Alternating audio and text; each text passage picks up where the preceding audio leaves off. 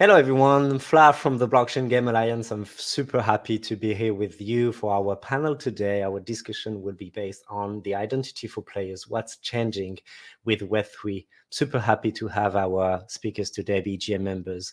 The topic is very interesting because building an online identity for gamers, it's a super exciting process. It's allowing you to express yourself, so you can connect with others, and also you can immerse yourself in virtual worlds. And it can include things like customized avatars. We're going to talk about that very specifically with Vibe, role-playing, online communities, content creation, streaming, reputation in game. Nothing new, but all of these topics take another dimension when Web3 is involved. And we're going to talk about that. We're going to capitalize on the expertise and the experiences of our guests to deep dive into this subject. But obviously, before that, I would love everyone to have the chance to introduce themselves. So let's start with Sandy, if you agree. Yeah, for sure. So my name is Sandy Carter. I am the COO of a company called Unstoppable Domains, which is a digital identity platform. I'm also the founder of Unstoppable Women of Web3 and AI, and I am an avid gamer. So I started the first, believe it or not, we had a gaming division at IBM. I started that to do gamification for enterprises, for corporations, and then all the way to forming a female gaming community, which got up to 1 million folks before I moved on to some other areas. So I'm really thrilled to be here. Very proud to be a BGA member as well. So thanks for having me. Very glad to have you as well, and you're doing amazing things on your side, and we're going to leverage that with through the conversation. With EC as well, because there is a strong connection between Play Nation and Unstoppable Domain. So very happy to have you, EC, as well. If you can introduce yourself. Absolutely. Thanks so much for having me. My name is Izzy. I'm one of the founders of Play Nation. Play Nation is a multi-dimensional play animation studio and entertainment collective. We're specializing in Web3 gaming and social experiences. Thank you. Enrique, we were very pleased to have you for our demo days. It was last week, and we discovered your super cool avatar. So we're going to talk about that for sure based on what you're doing, but if you can introduce yourself before that.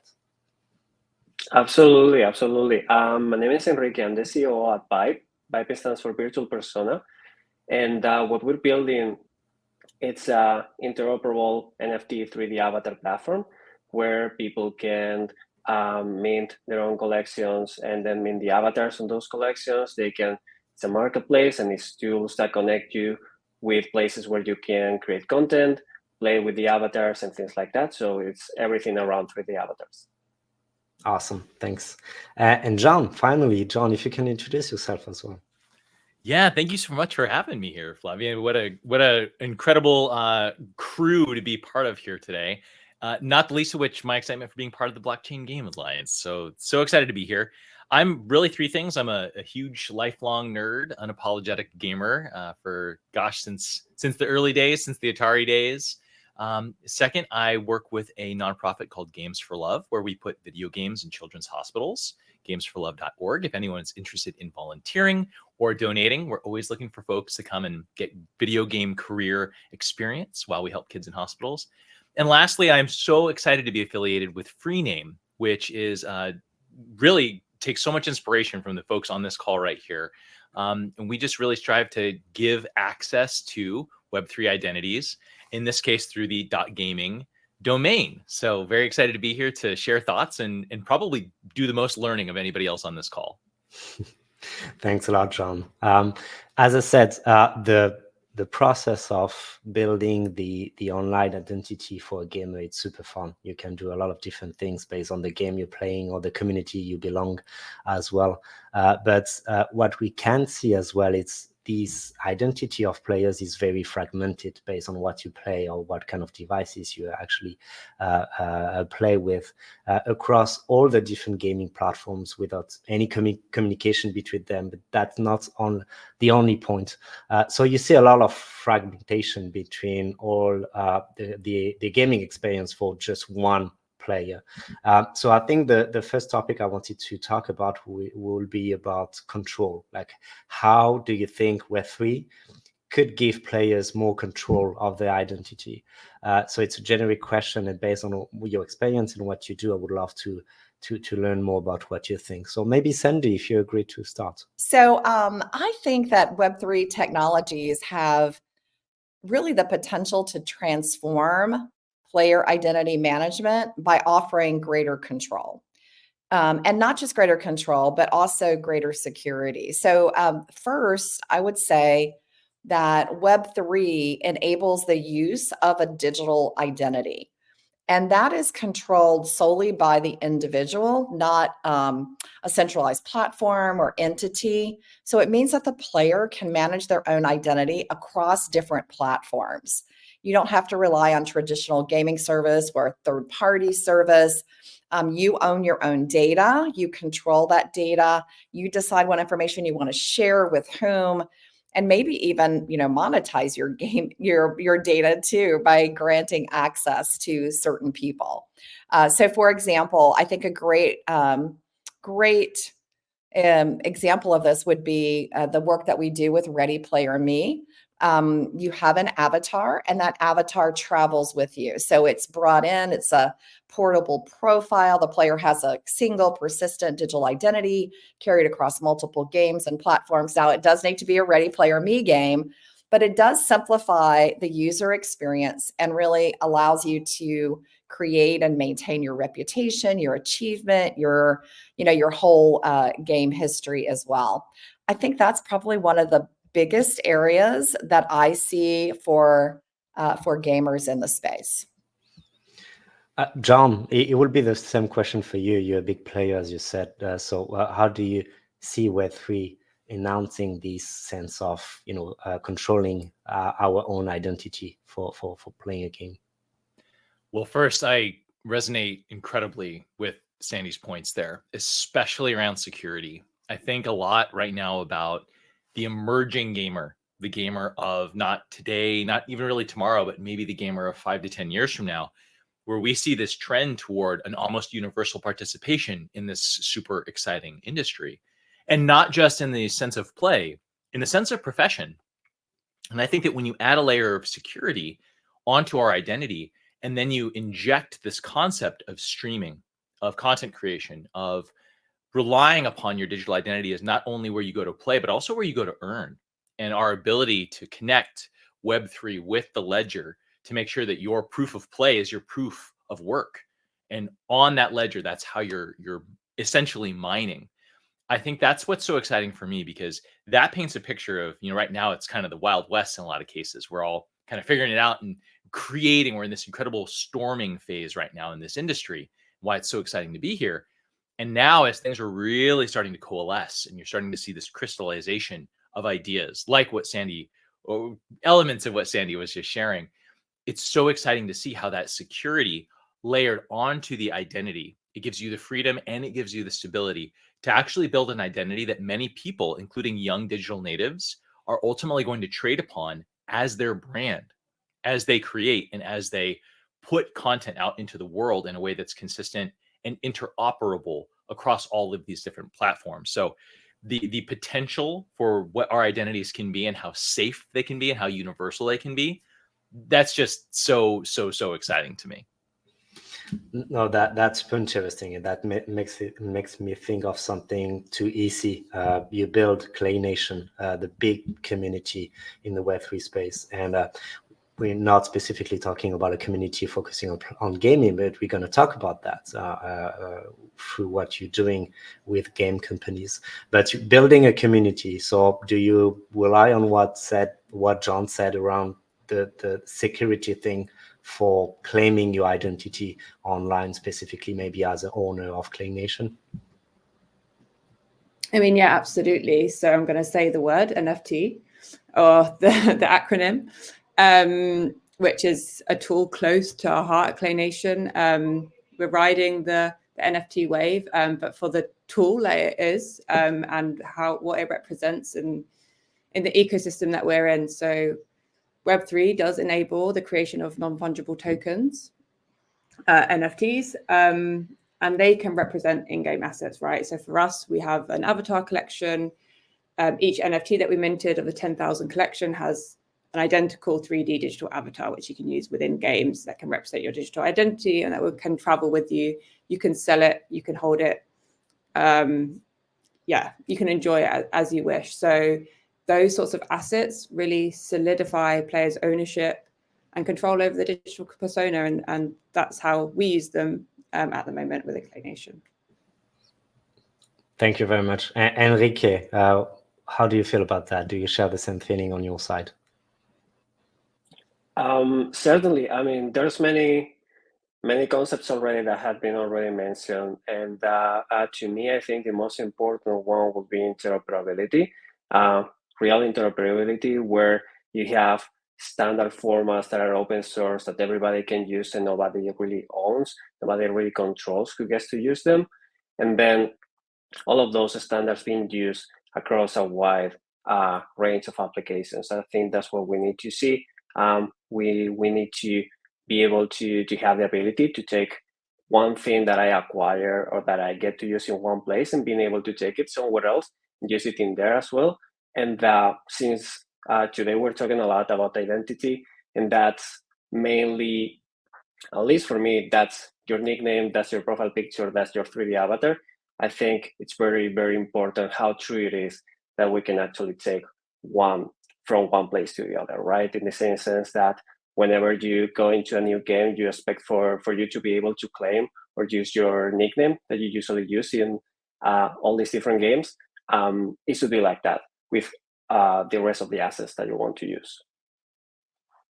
Thank you very much, Enrique. I really rely on what you said based on interoperability. I think it's based on, how we can solve these fragmented space and make it real for every one of the players to actually go to a lot of different gaming experiences, but driving and bringing their own identity to all of these experiences as well. So definitely I'm happy you said that. The next question will be specifically for you, John, but anyone can jump on it. You representing Free Name. You also have the Dart Gaming as one of the TLDs of your own. Free Name decided to gather multiple communities with the acquisition of domain names around one specific TLDs. Why do you think gaming specifically, because that's our topic, is an interesting case for what you're building, what Free Name is building in terms of infrastructure? Well, it really comes down to community and identity.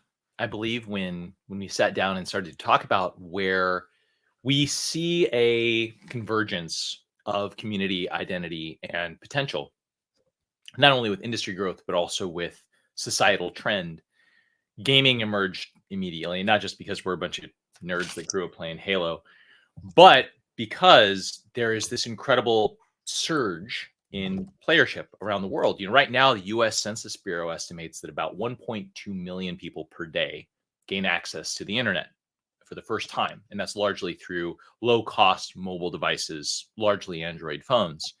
Now, approximately 70% of those people are estimated to download and play a game as among their first actions on their first day. And that gives us somewhere in the neighborhood of 840,000 brand new players every single day. And this is not in North America. This is not in the suburbs of Chicago or in Florida. This is in developing nations where Web3, in especially areas like Southeast Asia, is really prevalent. And the ability to create an identity that is durable, that is going to stick with you, that is non-fungible, that you can sell, that you can build and actually create durable value in. That is a concept that I think even in the West, we maybe can't even, I know I can't fully wrap my mind around that yet. But what we do know is that there's an incredible potential there for an economy that we haven't even begun to visualize. And so that's why we're seeing, we want to lead that shot. We want to be there ready with an identity that's already really picking up some speed. And so exciting to see streamers starting to get on board with this stuff, which is so fun. But when the entire world is asking, what is my gaming identity? What is my streamer, my content creator? What is my, perhaps even a way to create that we haven't even discovered yet? We hope that is Dot Gaming, and we're excited to see that trend happening. Yeah, if I could just jump in, I love that. I love the approach that Free Name is taking, doing one overall. We have that for NFT and for crypto. But for the gaming communities, we really felt like each had a very distinctive attribute or set of attributes, right? So that your Fortniters are different than your, Axie Infinity guys. And so we decided to offer unique TLDs or a digital identity tailored to each community. We'll talk about Clay here in a second, which is one of our brand new unique identities. And what we felt was that being able to have a unique identifier for each gaming community really address the diverse needs of that community.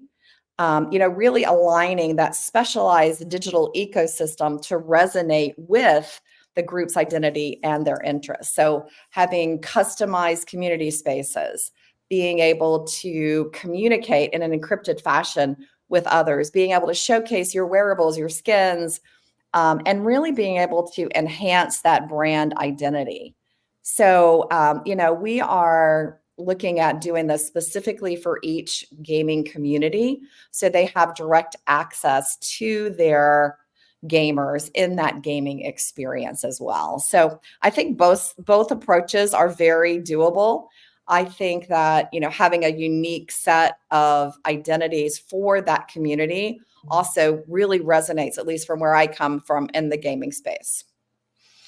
Perfect segue, because the next question will be, so we're super happy to have you and EC actually, because you partner together for one specific partnership that you just mentioned. Maybe you can actually talk a little bit more about this collaboration, and I would love to hear more from EC about this collaboration and how EC, you think you seeing these partnership as your strategy for Clay Nation in gaming, but maybe not only gaming.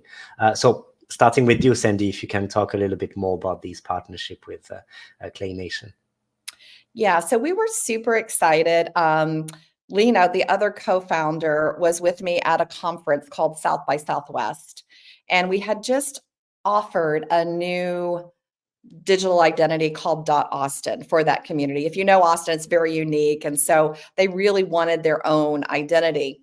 And as we launched it, there was such energy and excitement. It's one of our fastest growing identities. Lena came up to me and said, you know what, we want to do this for Clay. Clay has this really cool vibe that Izzy and team have created. It's very different. It's very unique. And I've been learning more and more about it as we've been doing more and more things together on it as well. And so the power of having .clay for Clay Mates, Clay Nations, I think provides that unique identifier for them to rally around, which really provides them with the ability to have subcommittees or subgroups or subcommunities. They do those via these really cool badges that they have executed on. And so they can have different conversations. They can reward their community. They can showcase their new NFTs. They can showcase what they're doing with Snoop Dogg or Good Charlotte, which are amazingly cool partnerships that they have. So I think the power of having a specialized digital identity really helps to bring and rally that community together. Which is unique, right? And so we wanted the identity to be as unique as the community was as well. But Izzy, I'll let you go ahead and jump in as well, because you guys are doing some really cool things here too.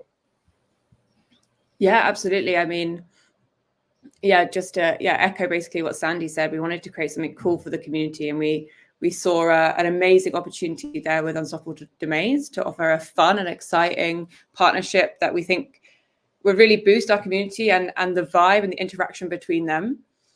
At Clay Nation, I mean, we're a Cardano-based project, right? So our home is on the Cardano blockchain, the Cardano network.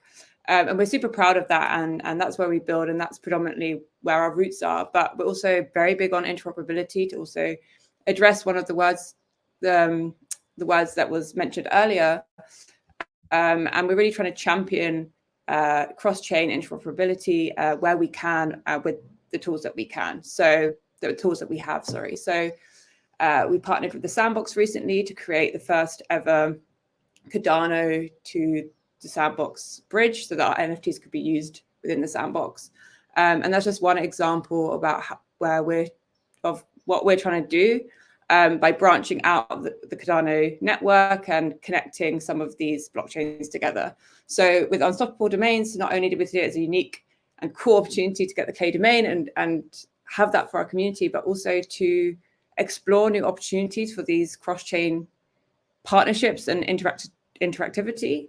So we're already working alongside the Cardano wallets, for instance, to get Unstoppable Domains integrated into those. And we're going to hopefully open up more opportunities for Cardano projects to work cross-chain and vice versa.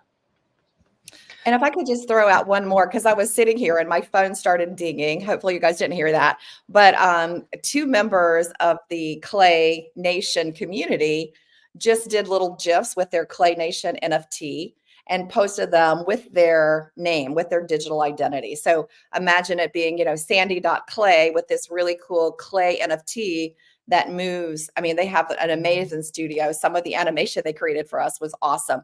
And that's really what I think creates a community, right? The project is the community is the project.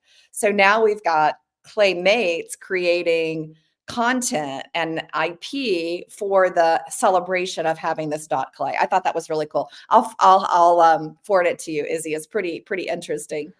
Sandy, you know why I love that so much is because this harkens to this desire, this burning need for flexible identity, for us to control and to define ourselves how we want to be on whatever day that is, in whichever way we come up with, because that's how fast things are changing at the speed of AI at this point, really, frankly, right? But the ability to do what you just said is so awesome, and it's so cool that y'all have made that possible.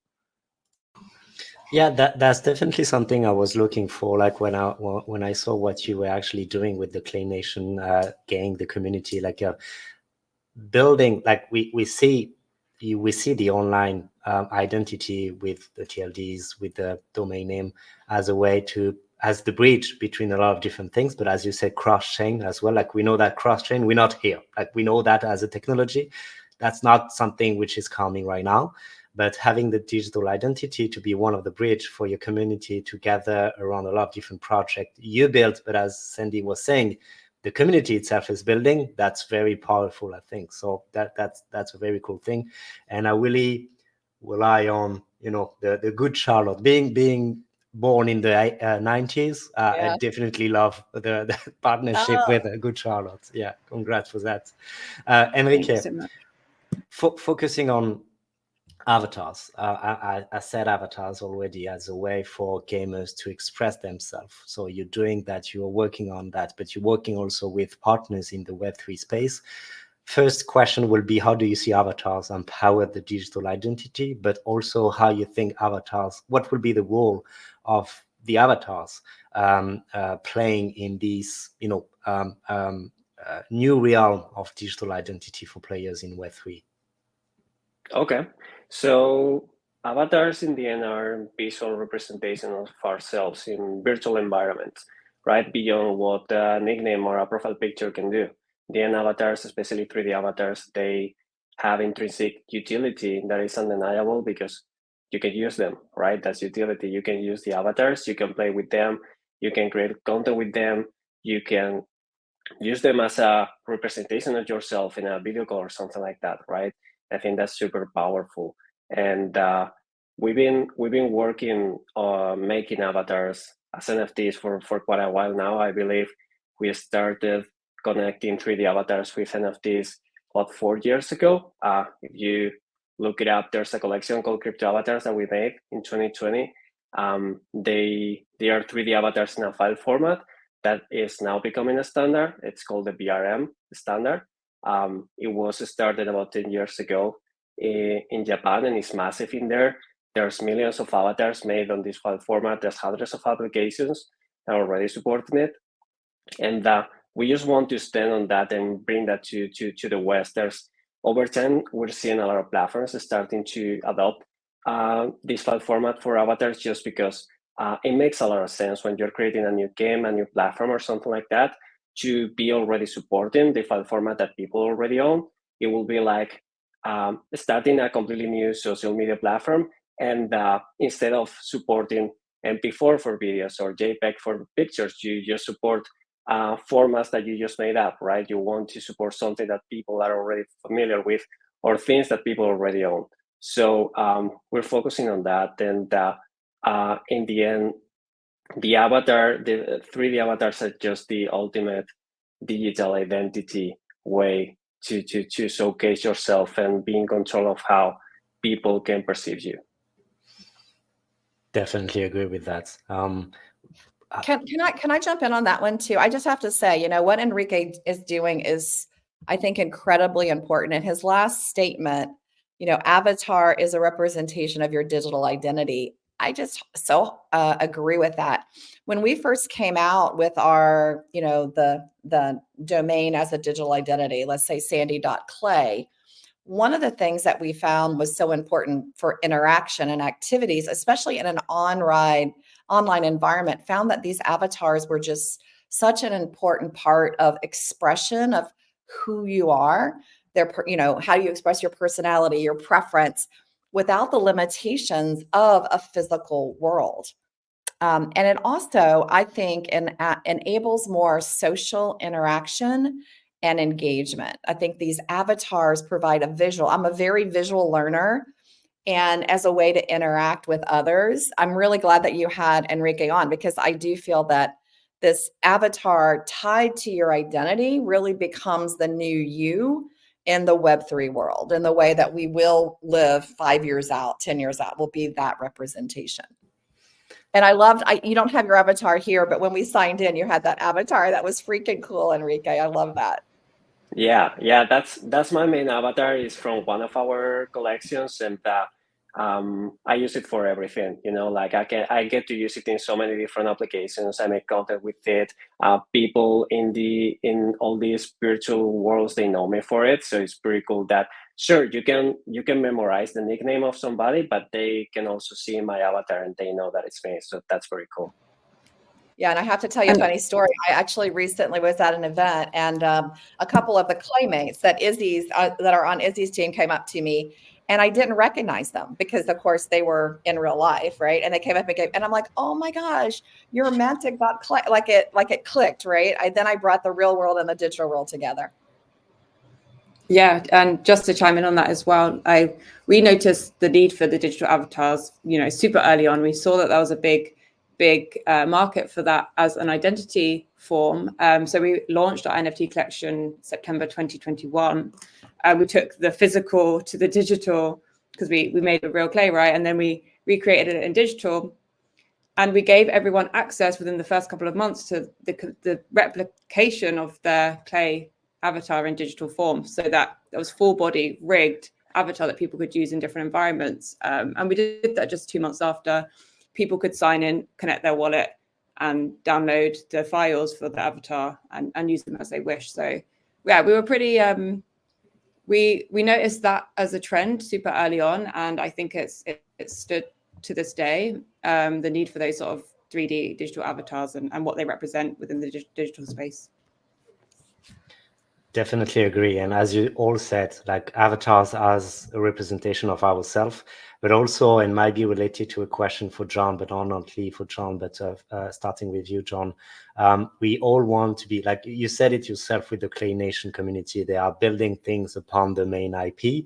So not only using Clay Nation and the avatar as a way to express themselves, as a way to identify themselves, but to express themselves as well. So as we're seeing more and more creators in the space, in the Web2 space, if we have to name the Web2 gaming ecosystem, but Web3 as well, as we're seeing more and more content creators, streamers, how do you think, John, Web3 could empower players to share their creativity? How could it empower them to share in new ways, maybe? Well, I think that monetization is important to address. I think that in our world, we often have this perception that we have to do a certain thing for an amount of time, especially if it's a passion point, until we get paid for that thing, whatever that might be. And for many, I'll speak for myself, the midlife crisis that I'm probably cruising toward at some point is trying to be a streamer. I don't know if that'll ever happen. My partner probably wouldn't love that text message to come through on any given Tuesday at 4 o'clock. But with so many people looking toward content creation as this dream, the ability for Web3 to unlock immediate access, not only to the ability to create in a flexible yet consistent place. Going back to Izzy's point, when you've got that, let's say Clay avatar or Clay NFT based identity token, you have this ability now to consistently build something that you're not hitting reset on every time you move to a new platform. And though we are not there yet, right, as an entity, as a Web3 entity, we're not there yet. We're going there. We will be there because of geniuses like the other 3 people on this call, apart from Flavian. Because of the things that y'all are creating, we will be there. And I think that going back to your question, Flav, of how Web3 empowers creators and creation, I think that when you create a stability and a secure place to consistently iterate on your identity as you yourself change, let's go back to Sandy's really great point about micro communities within different games. Could not possibly agree more. Someone might hear, oh, that might be a different idea, or maybe even competitive with a different way of creating those identities. I don't think that's true. I think that there's so much appetite and so much excitement around identity and the way that we can define ourselves because we change every day. Look at Twitch. If you stream on Twitch, it's unlikely you're going to stream the same game for more than 3 weeks. You're probably streaming Helldivers 2 right now, and you were streaming Pal World about 4 weeks ago. And before that, who knows? Maybe it was BattleBit. Among Us was a thing not long ago. It's now all of a sudden a thing again with VR. Long story short, every few weeks, the game is going to change. And so we need to be able to iterate with it while having an identity platform that we can consistently turn to and that our followers can look toward to see what we're doing and how we're changing and iterating as well.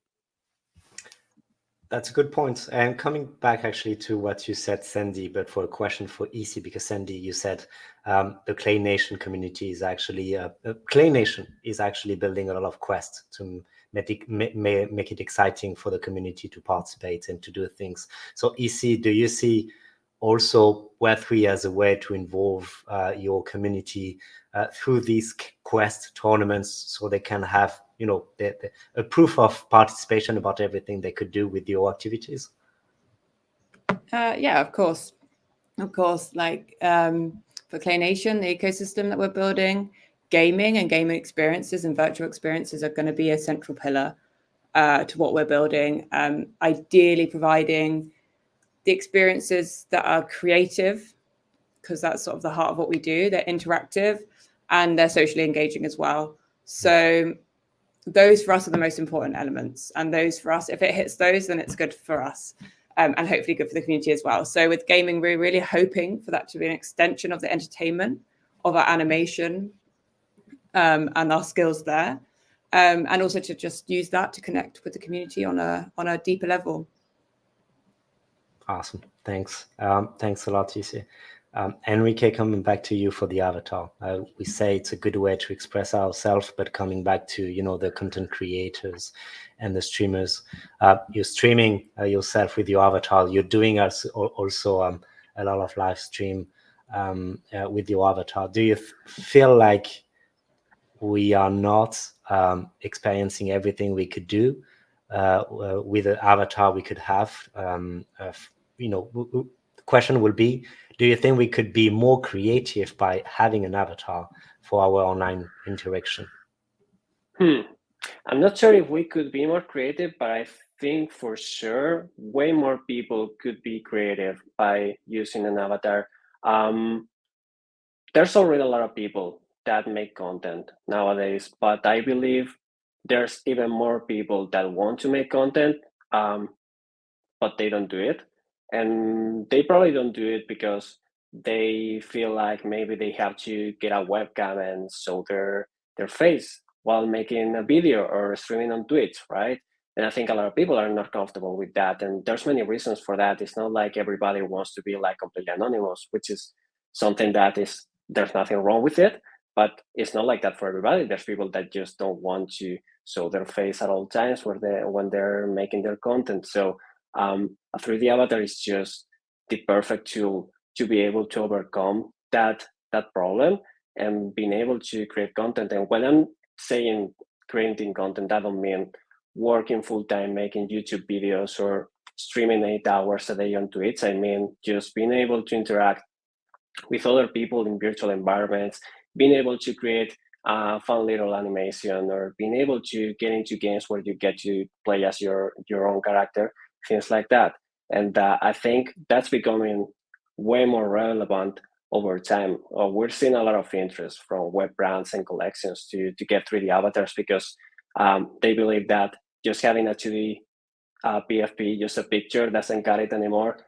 Just downloading the picture and posting it every day, saying GM on Twitter, is not good enough anymore. They want something so that people can create content with their brand and expand their brand. They want for their community members to be the content creators that push the IP everywhere else. And that's something that is becoming way more solid over the years. Besides having this digital identity platform for avatars that we're running, we also make avatars for other people. Just last year, we did like 70,000 avatars for other brands. One of them being the Bored Apes for Yuga, but also many other collections. And they are really waking up to realizing that giving a very core tool to their community members to make content is what's gonna make their IP succeed. Awesome. I was actually aiming to ask you the question. You're working with Bored Ape Yacht Club, D Sandbox as well, Nifty Island. I was actually about to ask you what you do, what they're asking for, but I guess you actually answered the question right away. So perfect. Yeah, thanks a lot, Enrique. The last question I would love to ask to you is, we talk about that reputation, how to bring our reputation across games, devices, platforms. It seems to be a dream for any player, but we start to see a lot of different exciting things based on the online, this one and only online identity. We're saying with Web3 technology. Do you feel like we are overcoming this challenge already, or do you think there is still a lot of things to be done based on the technology, or based on anything, based on games as well in the market? So yeah, I would love to have your opinion on that. Do you think we are already in this age of digital identity and reputation across games, devices, platforms? I don't know if Sandy, you want to start? Yes. So I think that I would say that in some ways we are there, and in some ways we aren't there. I mean, today we can do reputation across certain areas. So for example, we give a reputation score on your digital identity when it's connected to a wallet, and we can assess your reputation as being a safe digital identity, someone people want to do business with, all the way to, a scammer. So we can tell things like that today so that you could be more secure or, more tamper-proof. I think we're still working, and I think this is part of the mission of the BGA, is how do we get more portability across all gaming platforms? I think that's one area we could still work. And I know you guys are working on, developing some standards, even just like a common set of metrics. Like, what is reputation in a game? How could we track this? Like, maybe teamwork, or your skill level, or sportsmanship. All of those things can be stored in that digital identity. So for example, let's go back to .clay. In there, we have some badges that we've worked on with Izzy already, but we could have some of those be some of these reputation type of badges. For example, maybe 3 Claymates got together and they did something so they could get a teamwork badge. Or with Pudgy Penguins, for example, we have this Arctic Ambassador badge, which is really about reputation. It shows that person, that digital identity, actually has done a lot for the community in terms of engagement, creating virtual events, or creating that community, helping the community in some way. And those are rewarded directly by, Luca and team, the CEO of Pudgy, to provide that level of reputation. So I think there's some of these areas that we're already seeing with those little areas of reputation. I think there's some we still need to work on, like the standardization. And I was just looking, you asked about creators.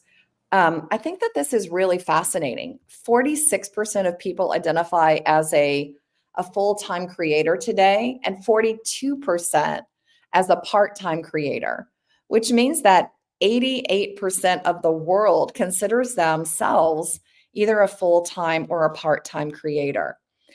And so if you look at that in terms of reputation there really is about, being unique and having some of those personal elements, but yet still being part of something bigger, part of that community. Again, the community is the project is the community. And so I still see a lot of room for improvement, but we've already made, I think, a lot of really good progress here as well. I'd be curious, like John and Enrique, Izzy, what do you guys think? Yeah, go ahead, John, if you want. Yeah, there's so many topics that Sandy just brought up that I would want to go down the rabbit hole on. I think when we talk about portability and we talk about non-fungibility, I think interoperability comes to mind, and the idea of these decentralized autonomous decision making, or DAOs, that you see out here that are leading to the governance of systems like the sandbox. I think that Decentraland might have a sort of similar approach, which is a Web3 based real estate world essentially, or that's a huge component of it. I think that when we're talking about our identities and our credit, almost, there's an element of this that comes to mind for me that is not as central to why somebody might want to themselves create an identity there in the Web3 space, but might want to be part of that movement, which is cheating. Cheating has been a true issue in games since the very beginning, since we all learned about up, up, down, down, left, right, or we were all telling our brother to stop staring at our screen in GoldenEye, right? Like, cheating has been a problem since then, and it's only more so now when people are potentially cheating and costing other people wins that literally are their living. And so now it's an issue far beyond social. It's actually financial and in some cases even legal. And when you take an identity and now you've got a lot more weight to it than just your one account that you could just recreate on a given one platform, now you've centralized and you're creating an authenticity and a trustworthiness in a system that is so important. And I think creates a sort of social gravity that we need in the gaming space. It's not such an issue that I think that entire platforms are compromised per se.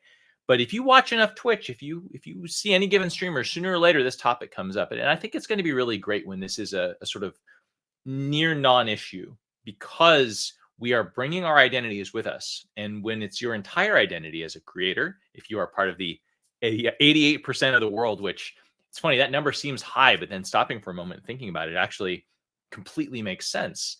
If you're one of those 88% of the world, you don't want to lose that. And that's so valuable to you, right? And so I don't think that people would be willing to jeopardize. And so I think that industry will fall off, and people will be much less likely to use their identity to reach out and tell you that they've been trying to contact you about your car's extended warranty. And instead, they're going to be much more excited to actually authentically and genuinely create content that connects and actually is original. Yeah, I totally agree with that. It could have been actually one specific topic, maybe for the next panel with you too, because I know that on your side with the unstoppable domain, you have the humanity check. Not easy to say when you are French, and yes, it does. It's very interesting to see how you could actually capitalize on this online identity to prevent from bots for the games, and that's definitely one of the biggest challenges, as you said, John. Enrique, what do you think? What's your take on that? I think creating a reputation system that is decentralized is like extremely complex to get right. There's so many things to take into account, and also it needs to be simple enough so that people can actually understand how it works. But also at the same time, it's even harder to have people starting to adopt it. I think that's a an even bigger challenge. You need to create a system that is decentralized and it's good, it's open source, but also people start adopting it so that, it doesn't only work in just a game or two, but it works in as many games as possible, hopefully in all of them.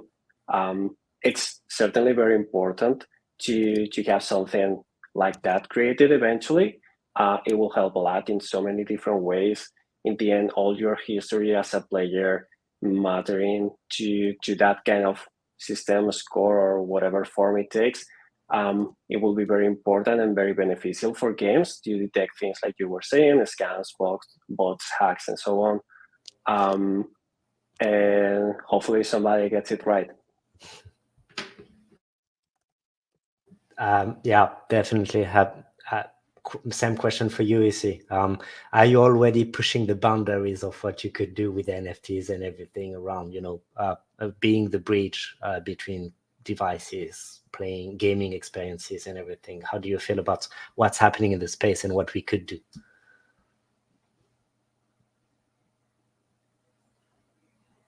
Oh, you're muted, I think. I think I lost connection. Would you mind repeating that bit? Because it was no problem. No problem. Question was, do you feel like you are pushing already the boundaries of what you could do in terms of setting up the bridge between devices, gaming experiences for your community to be involved? Yeah, somewhat. That's what we're trying to do for sure. I mean, these are complex tasks and challenges, and as the other guys mentioned, there are so many issues that need to be overcome to create these cross-chain, cross-game, cross-experience interactions and true recording of reputation that you can carry with you from game to game. But yeah, I think one of the most important things on this level is that a lot of these interactions are going on behind closed doors. So the more that we can make this just in effect without people knowing, the better it is, right? For the gamers, for the experience, etc. So I really think that, cross-chain and these solutions, cross-game, and really are back-end solutions that allow gamers not to think too much about it and just enjoy the experience in the most authentic way that they can.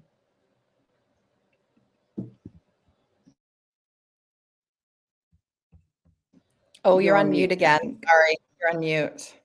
That's the day. We're not even not on Friday, so that's a little bit worried. But just saying, thanks a lot. Thanks for everyone for our chat. It was very interesting to have your opinion on a lot of things based on what we could say about the digital identity. We didn't cover everything, I know, but I think we cover a lot of topics. So thanks again for your time. Really appreciate it, and I wish you a very good day to you. Cheers, everybody. Thank you so much. Thank you. Cheers. BGA. Thanks so much. Thank you. Thank Have you. a good day, everyone. Thank you.